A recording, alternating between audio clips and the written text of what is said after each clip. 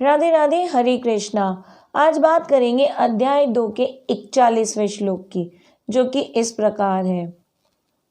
व्यवसायेतिमिका बुद्धेर एक हे कुरु नंदन, बहुशाखा ही अनंत चा बुद्धयायो अव्याये सनी नामः।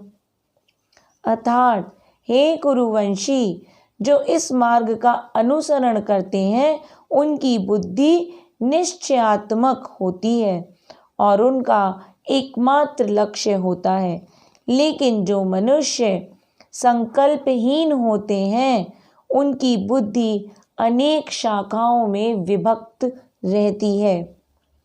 व्यवसायत्मिका बुद्धेर अर्थात, जो लोग इस मार्ग में मतलब बुद्धि योग या भक्ति योग, जो लोग भक्ति योग के मार्ग पर चलते हैं उनकी बुद्धि एक है, उनकी बुद्धि एक ही दिशा में अर्थात एक निश्चित दिशा में कार्य करती है।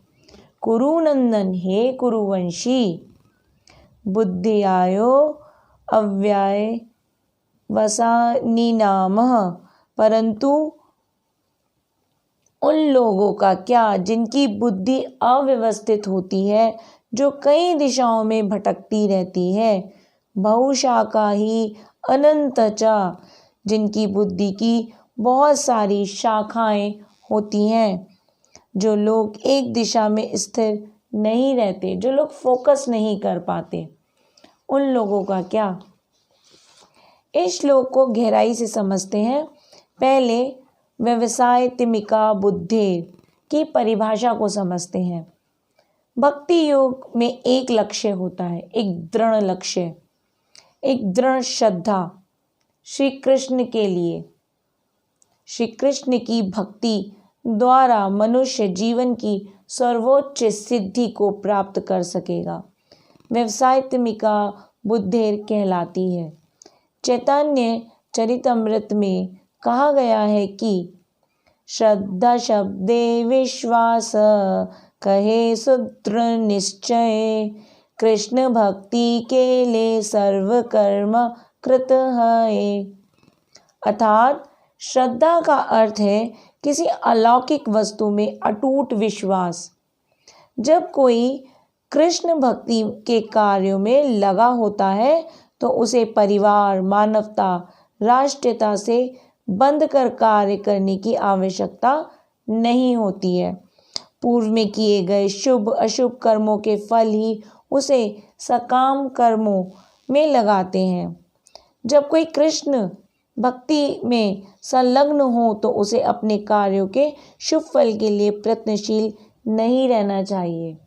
यानी जो भी कर्म हम करते हैं उसको फल की इच्छा किए बिना निस्वार्थ भाव से, भक्ति भाव से कार्य करनी चाहिए। और जब हम श्री कृष्ण की भक्ति में कोई कार्य करते हैं तो हमसे कोई गलत कार्य होता भी नहीं है। हम बहुत सोच समझ के कार्य करते हैं कि क्या कृष्ण को प्रसन्न आएगा, कौन से कार्य से कृष्ण प्रसन्न होंगे, किस सेवा से कृष्ण प्रसन्न होंगे। केवल वो ही कर्म इंसान करता है। तो सारे कार्य आध्यात्मिक धरातल पर ही होते हैं, क्योंकि उनमें अच्छे तथा बुरे दैत्य नहीं रह जाते। जो कृष्ण भक्ति करते हैं वो बुरा सोचते ही नहीं, इसलिए बुरे कर्म उनसे होते ही नहीं। सब कुछ आध्यात्मिक धरातल पे ही होता है। कृष्ण भक्ति की सर्वोच्च सिद्धि देह, आत्मा, बुद्धि का त्याग है। श्री कृष्ण की भक्ति प्रगति के साथ क्रमशः वह अवस्था स्वतः प्राप्त हो जाती है। जो व्यक्ति कृष्ण भक्ति को दृढ़ निश्चय के साथ करता है उनके 3 संकल्प होते हैं। पहला, ऐसे लोग जो कृष्ण भक्ति करते हैं वे किसी के ऋणी नहीं होते। इस संसार में वे किसी के भी ऋणी नहीं रहते। ऐसे लोग फल की कामना से कार्य नहीं करते। ऐसे लोग फल की कामना किए बिना कार्य करते हैं। वे किसी कर्म कांड में नहीं पड़ते। ऐसे लोग इस संसार के द्वंद्व में नहीं फंसते। तो पहला हो गया कि ऋणी नहीं रहते, दूसरा हो गया बिना कामना के कर्म करते हैं, तीसरा हो गया कि संसार के द्वंद्व में नहीं पड़ते। तो प्रश्न उठता है कि ऐसा संकल्प आता कैसे है? क्या यह संकल्प भावनात्मक होता है? तो नहीं, भक्ति का दृढ़ संकल्प भावनात्मक नहीं, ज्ञान से आता है। जब हम भगवत गीता पढ़ते हैं हमें धीरे धीरे ज्ञान होने लगता है, या हम हरे कृष्ण महामंत्र को जब बार बार मंत्र करते हैं तो उस मंत्र की से ही भगवत गीता पढ़ने की इच्छा होती है और भगवत गीता पढ़ने से ज्ञान आता है, ज्ञान से भक्ति आती है और भक्ति का संकल्प व्यक्ति को होने लगता है। भक्ति में दो प्रकार के संकल्प मनुष्य को आते हैं, दो प्रकार हैं। पहला है आत्मा का पूर्ण ज्ञान और दूसरा है वासुदेव का पूर्ण ज्ञान। तो जब मनुष्य को, मानव को ये दो चीज़ें हो जाती हैं, आत्मा का पूर्ण ज्ञान और श्री कृष्ण वासुदेव का पूर्ण ज्ञान, तब भक्ति की भावना मन में दृढ़ होती है। भगवत गीता के 7वें अध्याय के 19वें श्लोक में कहा गया है, वासुदेवा सर्वम इति सा महात्मा सुदुर्लभा। अर्थात जो जानता है कि वासुदेव कृष्ण ही समस्त प्रकट कारणों का मूल कारण है, ऐसा जीव बहुत दुर्लभ होता है मिलना। इसका मतलब किसी किसी को ही कृष्ण के हर वस्तु में प्रकट होने का आभास होता है, हर कारण में कृष्ण है, यह केवल कोई कोई ही जान पाता है। जिस प्रकार वृक्ष की जड़ सींचने पर स्वतः ही पत्तियों और टहनियों तक जल पहुंच जाता है, उसी प्रकार कृष्ण भक्ति होने पर मनुष्य प्रत्येक प्राणी की अर्थात अपने परिवार, समाज, मानवता की सर्वोच्च सेवा कर सकता है। यदि मनुष्य के कर्मों से कृष्ण प्रसन्न हो जाएं तो प्रत्येक व्यक्ति संतुष्ट होगा। भक्ति को किस प्रकार सरलता से किया जा सकता है या किस प्रकार उसको सर्वोच्च सिद्धि को प्राप्त किया जा सकता है? तो कृष्ण भक्ति यदि गुरु के निर्देशन में की जाए तो ठीक से हो पाती है, क्योंकि गुरु कृष्ण के प्रामाणिक प्रतिनिधित्व होते हैं, जो शिष्य के स्वभाव से परिचित होते हैं और उसे कृष्ण भक्ति की दिशा में कार्य करने के लिए मार्ग दिखा पाते हैं।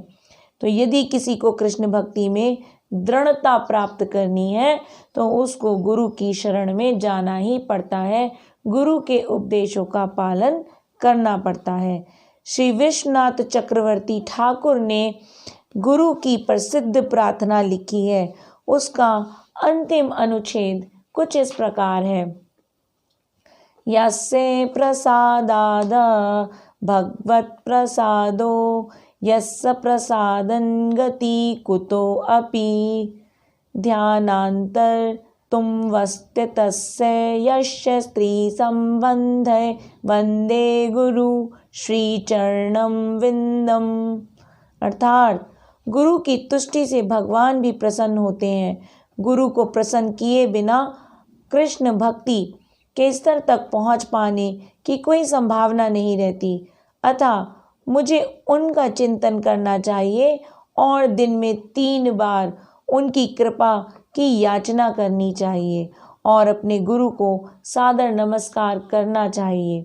तो भक्ति करने के लिए गुरु की शरण में भी जाना पड़ता है और अपनी सेवा से गुरु को भी प्रसन्न करना पड़ता है, तभी कृष्ण भी प्रसन्न होते हैं और तभी संभव है जब दृढ़ संकल्प हमारे मन में हो कि भक्ति करनी है, अन्यथा मन कई दिशाओं में भटक सकता है।